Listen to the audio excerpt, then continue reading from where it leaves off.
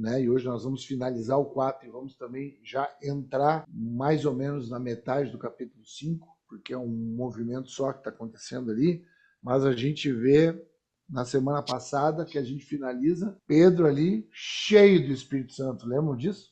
Cheio do Espírito Santo. Então nós vimos como que a gente ia se encher do Espírito Santo, né? Então, é isso que nós vamos fazer hoje, entrar já nesse movimento do Espírito Santo. Lembra que finalizamos ali no versículo 31, né? Lembra disso? Finalizamos no versículo 31, quando dizia ali que tendo eles orado, porque houve um movimento de oração, né? Nós vimos isso na semana passada, que eles saíram dali do Sinédrio e foram encontrar os irmãos, e foi um movimento de oração. E a oração, lembra qual era a oração? Como é que era a oração para eles ficarem firmes, para eles serem ousados, para eles não cederem à intimidação, né? Lembram disso? Graças a Deus. E aí no final, no 31, diz que eles tendo orado, moveu-se o lugar, estavam reunidos, todos foram cheios do Espírito Santo e anunciavam com ousadia a palavra de Deus. Então esse era um movimento agora externo, né?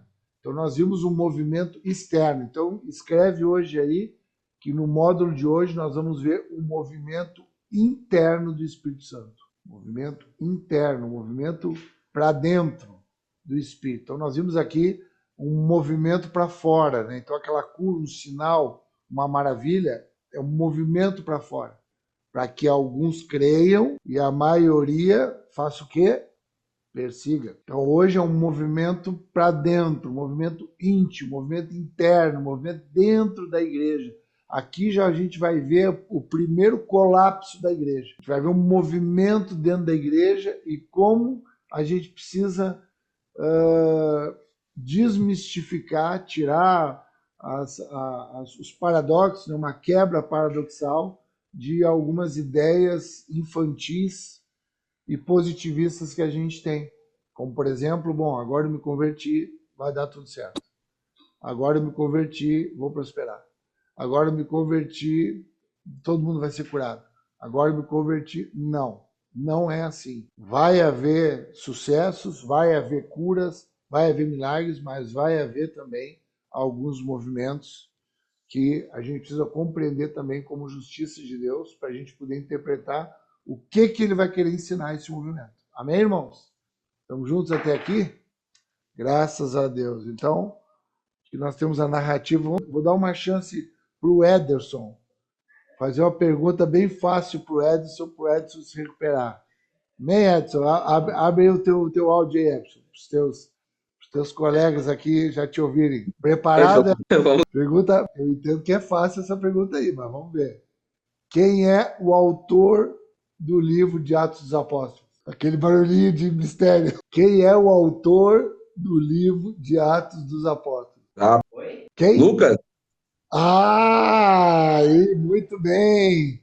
Não teve nenhuma cola aí perto, não teve ninguém soprando, não chegou mensagem no WhatsApp, nada. Foi Telefone. amém, Edson. Então, o médico, muito bem, o médico Lucas, que é o mesmo escritor do Evangelho de Jesus Cristo, né, segundo o médico Lucas, que era um gentil, um homem que não era judeu, e agora ele escrevendo a narrativa do médico Lucas agora, entra num ambiente muito interessante agora que a gente vai começar a entender. Então, a partir do versículo 32, queria pedir para Milena Tavares me ajudar e ler do versículo 32 até o final, até o versículo 37. Por favor, Milena. Tá bom. Aqui o subtítulo diz: Tudo era de todos. Todos os que creram pensavam e sentiam do mesmo modo. Ninguém dizia que as coisas que possuíam eram somente suas, mas todos repartiam uns com os outros tudo o que tinham. Com grande poder, os apóstolos davam testemunho da ressurreição do Senhor Jesus. E Deus derramava muitas bênçãos sobre todos. Não havia entre eles nenhum necessitado, pois todos os que tinham terras ou casas as vendiam, traziam dinheiro e o entregavam aos apóstolos. E cada pessoa recebia uma parte de acordo com a sua necessidade. Foi assim que José vendeu um terreno dele e entregou o dinheiro aos apóstolos. José era levita e havia nascido na ilha de Chipre. Os apóstolos o chamavam de Barnabé, que quer dizer aquele que dá ânimo. Muito bom. Tu leu até o 37, né? Isso. Tá bom. Muito obrigado, Milena.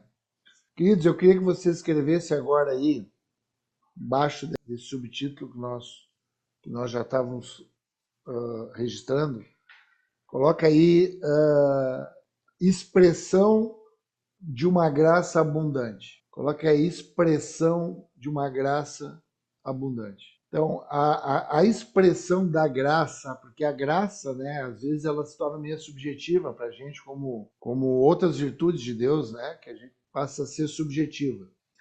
Por exemplo, misericórdia, compaixão, o perdão, reconciliação. Então, isso são questões subjetivas, invisíveis, né? Como é que esse invisível ele se materializa? Em alguém. Amém? Então, essa expressão da abundância da graça vai se materializar em alguém. Quem é esse alguém e o que ele materializa? Ele não é uma pessoa, ele vai expressar uma fé. Escreve isso. Então, a graça, por isso que a salvação, isso fala lá em Efésios, no capítulo 2, versículo 8, diz que a salvação, ela é pela graça por meio da fé. Então, a salvação, a expressão da salvação, ela é uma graça, que é o subjetivo, por meio da fé, que apresenta uma pessoa, apresenta um homem, uma mulher, que é a expressão visível dessa abundante graça. É uma pessoa que foi constrangida pelo amor de Deus, que foi separada pela salvação para viver uma vida de santificação.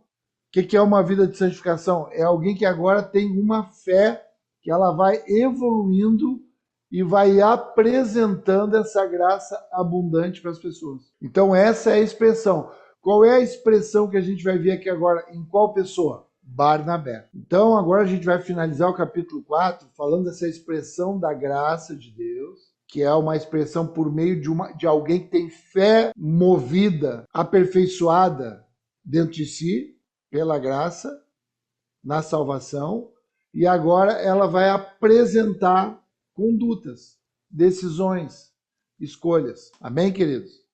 Então, quando a gente vê uma pessoa, tu analisa aquela pessoa, tu vê aquela pessoa ali. Eu estou olhando ali o pastor Tiago. Pastor Tiago, ele não é o pastor Tiago. Pastor Tiago, o que ele é? Ele é uma fé. Então, eu vou ver o pastor Tiago, eu vou acompanhar a conduta dele e eu vou ver o que vai dizer para mim essa fé. Por isso que eu nem me afeiçoo demais com o pastor Tiago e eu nem julgo ele. Eu só avalio a conduta dele, porque aquilo vai determinar a fé dele. Como é que está a relação dele com a graça de Deus. E aí ele vai começar a ter a expressão. Por isso que quando a gente fala, né? Quando a gente vai chamar alguém, pastor Tiago, quando eu chamo ele, o que eu digo geralmente? Eu reconheço a vida dele, eu reconheço o que Deus está fazendo na vida dele. Amém? Lembra disso?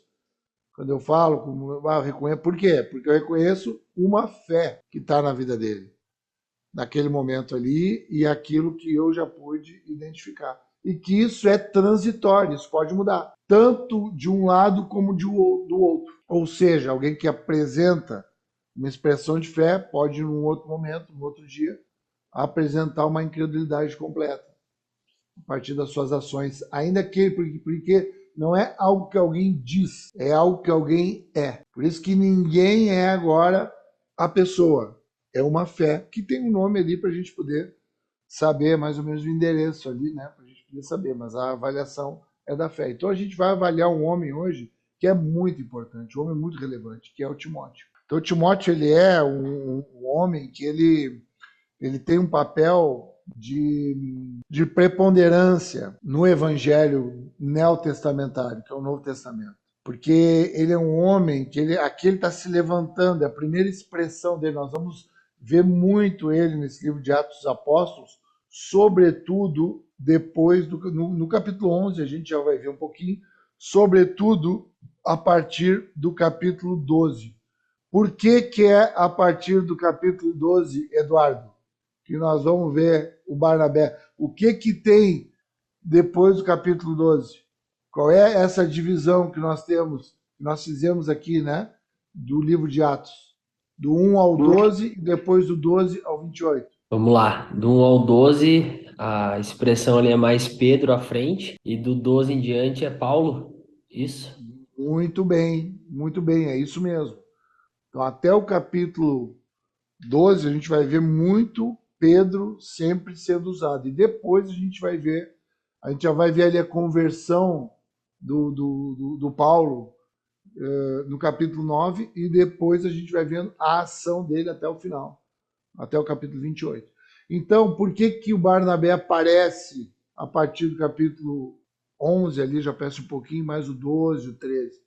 Porque ele é um companheiro de Paulo em missões. Na verdade, ele vai lá em Tarso e traz o Paulo para auxiliar ele na obra em Antioquia, Antioquia da Síria.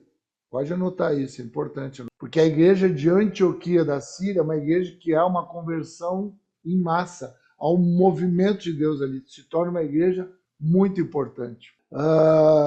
Quem é que pode me dizer, quem é que lembra aí de uma importância da igreja de Antioquia? O que que aconteceu em Antioquia que é muito importante no cristianismo? Vocês dois estão valendo também aqui agora para todo mundo. O que que aconteceu em Antioquia que é muito importante para o cristianismo? Não foi ali que começou a se chamar de cristãos? Exatamente. Aqui o Samuel falou. A primeira vez que é denominado cristãos, aqueles que são seguidores de Jesus, é em Antioquia, nesse lugar. Então isso é algo interessante também para vocês anotarem isso e entenderem bem. É o primeiro lugar, porque é um movimento de Deus ali, um trabalho muito grande, e Barnabé é designado para trabalhar ali pela igreja sede, pela igreja mãe, que é a igreja de Jerusalém. Então o Barnabé vai para Antioquia e é muito trabalho, muita demanda. Ele vai em Tarso e vem junto com o Paulo, que já está ali convertido, vai para de Damasco, ele se converte em Damasco, a gente vai ver isso no capítulo 9, e aí ele vai para Tarso, que é a cidade natal dele, e de Tarso ele é trazido junto com esse homem que é o Barnabé. A gente não sabe ao certo a idade dele, né, se é um homem mais velho, um homem mais jovem, mas o fato é que ele é um homem muito importante nessa relação de missões. E aqui é o primeiro momento que ele aparece. Aqui aparece a expressão da fé dele. Eu vou bater bastante nessa tecla aqui, viu, irmãos? Para a gente poder entender. Que quando vocês falam comigo, vocês não estão falando comigo, não é o pastor Alberto, é a fé que está na minha vida. É isso que vocês têm que avaliar. Como é que é a fé? Porque a fé é a expressão da graça de Deus, que veio no impulso da salvação. Porque isso não é dom de homens. Qualquer coisa minha que eu usar, isso pode ser meu. Agora, a fé não. A fé é uma porção dada, designada por Deus para cada um de nós num determinado tempo. Amém? Então a gente vai falar da fé agora de Barnabé. Então o que que a gente vê aqui? Quando a Milena leu aqui, o que que a gente vê aqui no primeiro momento, né? A gente vê aqui que estava havendo aqui um movimento de comunhão. Por quê? Porque era todo mundo com um coração, com uma voz, com um pensamento.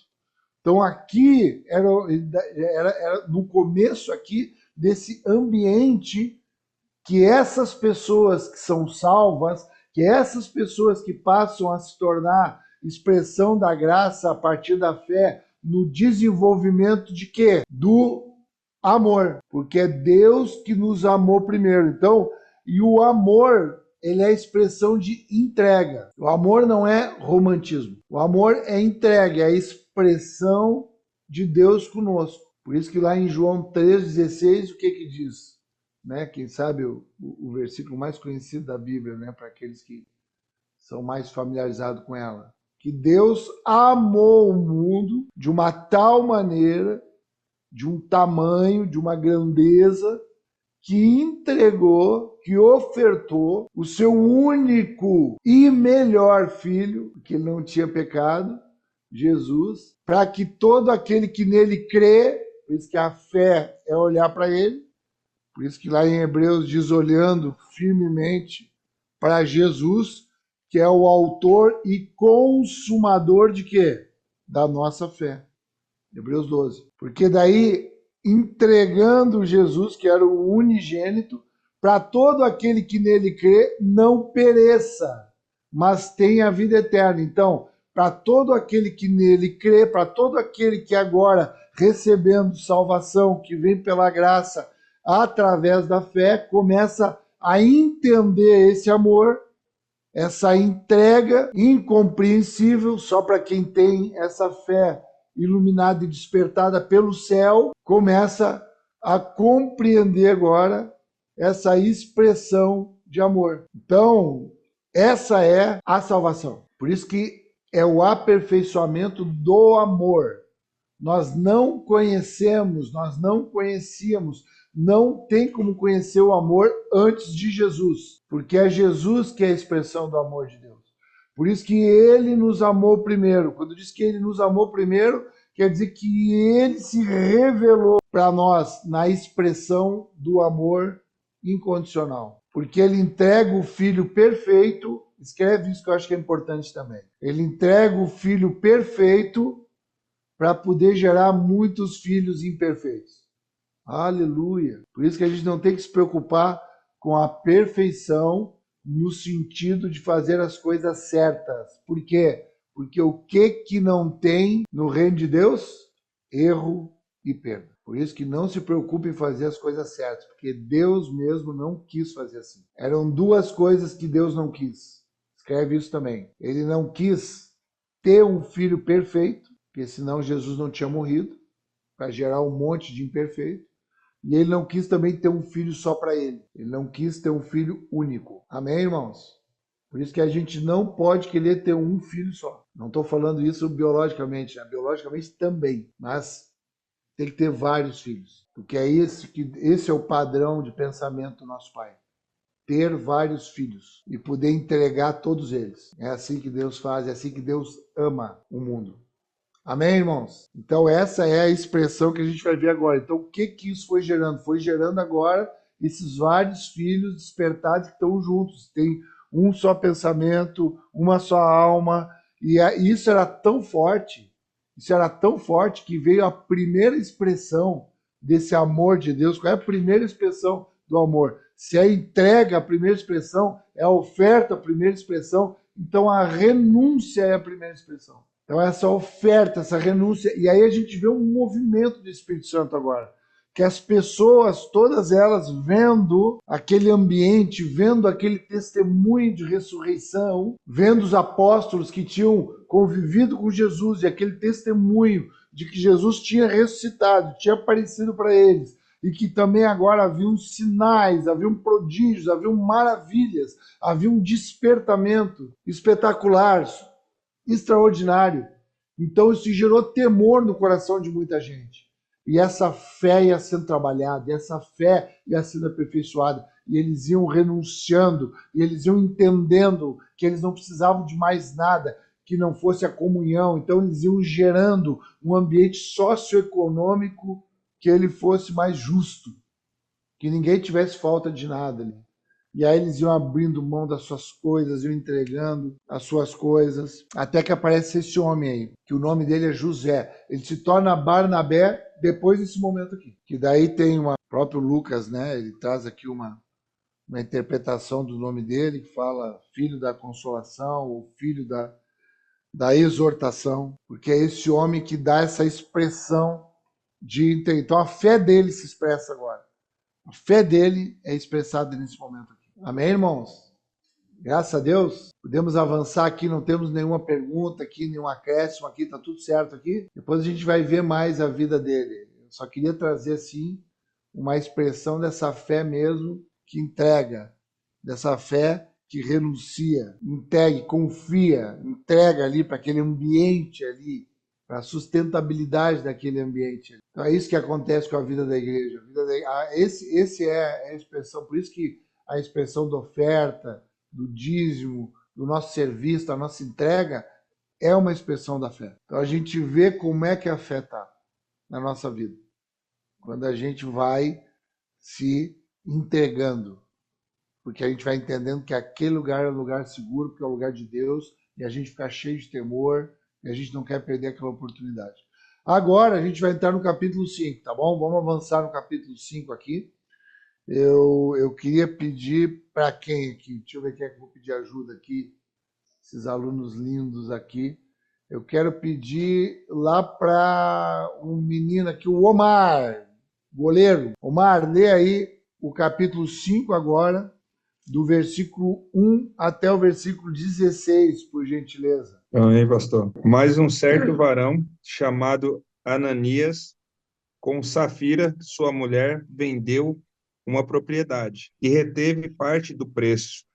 Sabendo também sua mulher, e levando uma parte, a depositou aos pés dos apóstolos. Disse então Pedro: Ananias, por que encheu Satanás o teu coração para que mentisses ao Espírito Santo e retivesses parte do preço da herdade? Guardando-a, não ficava para ti? E vendida, não estava em teu poder? Por que formaste este desígnio em teu coração? Não mentistes aos homens, mas a Deus. E Ananias, ouvindo essas palavras, caiu e expirou. E um grande temor veio sobre todos os que isto ouviram. E levantando-se os jovens, cobriram o morto e, transportando-o para fora, o sepultaram. E passando um espaço quase de 3 horas, entrou também sua mulher, não sabendo o que havia acontecido. E disse-lhes Pedro: dize-me, vendestes, portanto, aquela herdade? E ela disse: sim, portanto.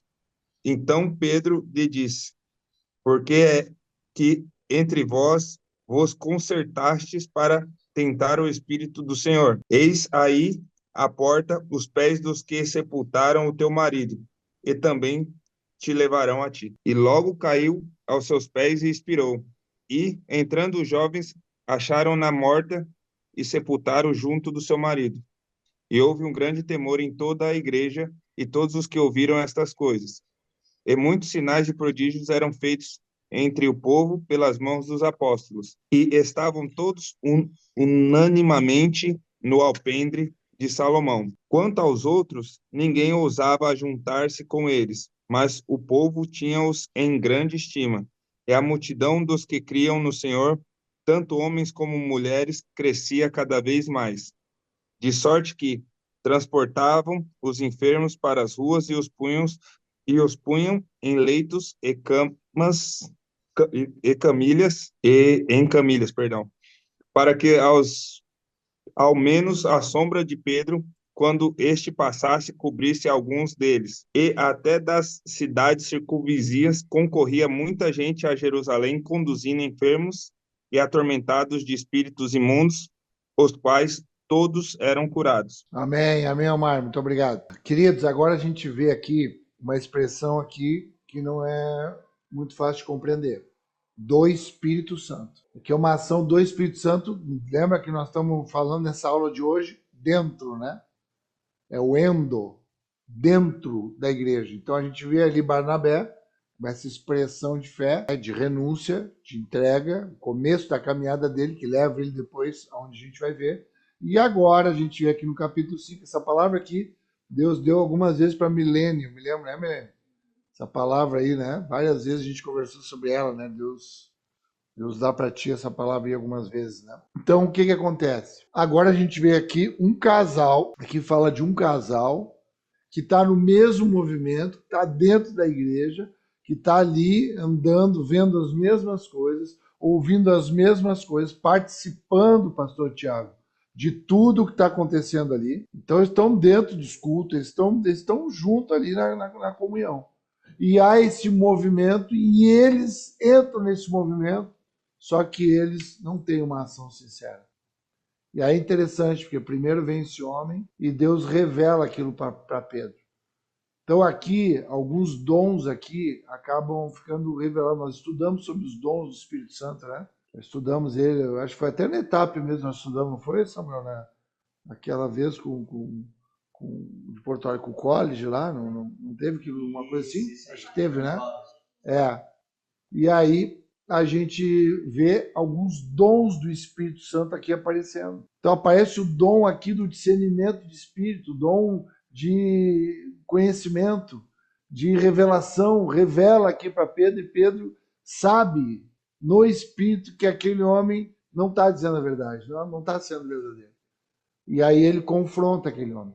Aí quando ele confronta aquele homem confessa para ele e diz para ele mesmo que é mesmo, que ele fez. E aí o Espírito Santo, por isso que é muito perigoso, por isso que de Deus não se zomba. A gente vai ver na finalização disso aqui. Está acontecendo com o Espírito Santo, está acontecendo no nosso meio, é coisa muito séria. A fé, né, que está mexendo, mas aqui, como a gente vê em Barnabé uma expressão de fé, de renúncia, a gente vê aqui em Ananias e Safira uma incredulidade disfarçada de fé. Então, o que a incredulidade ela mostra? Ela mostra ali uma falsidade, ela mostra ali uma dissimulação, ela mostra ali uma hipocrisia, a mentira. O problema desse homem, dessa mulher, e é tão interessante isso, irmãos, que a gente vê aqui como duas pessoas dentro do ambiente da igreja, elas podem estar ali faccionadas. Por isso que tem que ter cuidado, porque estar em entendimento é estar em entendimento naquilo que é de Deus. Porque eles estavam em entendimento, os dois. Eles estavam ali, um sendo cúmplice do outro. Eles combinaram aquilo, chegou um determinado momento, eles combinaram, não, nós vamos dar uma parte. Era um combinado deles. E eles ficaram fiéis ali àquele combinado. Só que não era a partir daquilo que era do Espírito Santo, do compromisso que eles próprios tinham assumido. E depois, quando essa mulher ela tem a oportunidade, essa mulher ali, ela tem uma oportunidade de ser a redentora da alma daquele homem que já tinha morrido. Então, quando chega ali aquela oportunidade de dizer, e ela seguiu no mesmo lugar, e ela teve o mesmo destino. É interessante, né, a ousadia e intrepidez de Pedro, né? Como Pedro diz, contigo vai acontecer a mesma coisa. Imaginando isso, o nível de convicção que o Pedro tinha, né? Como ele estava andando com o Espírito Santo ali naquele momento, ali, esses homens aqui, né? Vai acontecer contigo a mesma coisa agora. Essa mulher cai fulminada. Isso aqui é Novo Testamento, irmãos. Parece que é Velho Testamento, né? Isso aqui é o Novo Testamento, isso aqui é agora. Porque aquilo ali era uma maneira que o Espírito Santo estava fazendo de gerar aquilo que diz no versículo 11. O que diz no versículo 11 aí? E houve grande temor em toda a igreja e todos os que ouviam essas coisas. Então, aqueles que tinham ouvido para essas coisas, eles geram temor. Irmãos, quando o Espírito Santo ele faz alguma coisa, a vida da igreja entra em temor. Ela entra em temor. Temor é gratidão, não é medo. Entra em temor, entra como se entrasse nos céus, se está acontecendo alguma coisa entre os céus e a terra. Isso aqui é um movimento espetacular. Há um temor ali na vida das pessoas. Um temor de querer participar. Porque eles percebem que agora há uma relação ali de verdade, de sinceridade, que é o que tinha se esvaído do coração daquele homem e daquela mulher. A sinceridade daquele momento.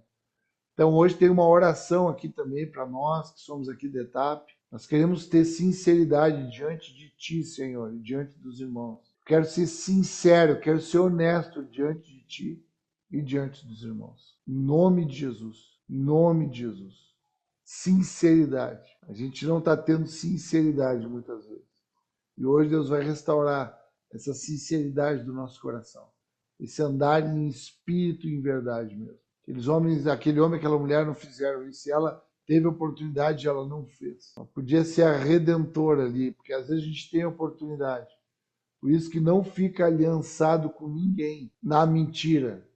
Sai desse lugar e seja o redentor daquele que estava aliançado contigo naquilo que não é de Deus. Naquilo que não é compromisso. Porque é interessante que Pedro fala, porque Pedro diz assim, não é? Por que vocês se comprometeram? Ninguém era obrigado a se comprometer. Por que vocês se comprometeram? Se vocês não vendessem isso, não era de vocês o dinheiro. Só que vocês se comprometeram. E é aí que vocês entraram num ambiente de muito perigo, muito sério. A vida da igreja é um ambiente muito sério, irmãos. muito sério. A gente tem que tremer em temor, sabe? Temer em tremor, para a gente poder viver essa profundidade daquilo que esses homens estão vivendo aqui. E para finalizar, eu queria que a gente fosse lá no livro de Gálatas, no capítulo 6, Gálatas 6. Então está falando aqui dessa maneira, desse compromisso que a gente tem uns com os outros, desse movimento do Espírito Santo. No livro de Gálatas, Paulo fala muito sobre batalha espiritual, sobre guerra, e fala sobre essas coisas. No livro de Efésios também. E aí, no versículo, deixa eu ver, desde qual eu vou ler aqui, os primeiros. No versículo 2 diz assim, ó, levai as cargas uns dos outros e assim cumprireis a lei de Cristo. Porque se alguém cuida ser alguma coisa, não sendo nada, engana-se a si mesmo, mas prove cada um a sua própria obra e terá glória em si mesmo e não no outro. Porque cada qual levará a sua própria carga. E o que é instruído na palavra, reparta todos os seus bens com aqueles que o instruem. Não erreis. Deus não se deixa escarnecer. Porque tudo que o homem semear, isso também ele ceifará. Porque o que semeia na sua carne, da carne ceifará corrupção. Mas o que semeia no Espírito, do Espírito ceifará vida eterna.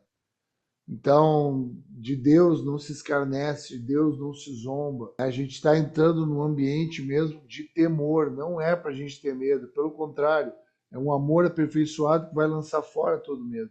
Mas a gente tem que ter cuidado com a nossa palavra empenhada, com o nosso compromisso assumido, com os irmãos, de levar as cargas uns dos outros, com a semente que agora tem nas nossas mãos, as palavras que são proferidas. Semente é uma palavra, irmão. Nós precisamos ter cuidado se essa palavra ela está sendo semeada no espírito ou na carne. Porque se ela estivesse sendo semeada na carne, na precipitação, no ambiente de hipocrisia, de fingimento, de dissimulação, que é fruto da incredulidade, da iniquidade, nós vamos colher corrupção, vai corromper aquilo que é natural. O que é natural? A sinceridade do nosso coração. Ser como uma criança. Então a gente tem que semear, a gente tem que falar, a gente tem que se comportar como quem semeia no espírito para a gente poder andar nesse ambiente que exala, que vive a eternidade. Então era isso, irmãos, que eu queria trazer assim, hoje aqui, queria deixar também vocês à vontade para a gente, quem sabe, conversar um pouquinho a respeito disso, surgir alguma pergunta, algum acréscimo, algum testemunho, alguma colaboração, mas fica isso, sabe? Eu queria finalizar assim dizendo isso, cuidado, né? Porque a gente viu duas pontas, né? Vimos a ponta de uma fé sendo desenvolvida e alguém que dá um testemunho de entrega, alguém aberto ali, dá um testemunho de entrega, e vimos também uma expressão de uma fé que ainda não está desenvolvida, que acha que pode dar o seu jeitinho, pode fazer as coisas de qualquer jeito, acha que pode enganar os homens. Por isso que Pedro falou, tu não está enganando a homens. Não é, o teu negócio não é, esse ambiente aqui é um ambiente que o negócio nosso não é com homens, o negócio é com a fé, o negócio é com a graça, o negócio é com a salvação, não é com homens. Homens a gente engana, homens a gente rola, homens a gente manipula, homens são homens. Mas agora a igreja não está envolvida com homens, apesar de haver homens. Mas a gente está envolvido com uma fé que está desenvolvendo para gerar uma só pessoa, a partir dessa comunhão, Cristo.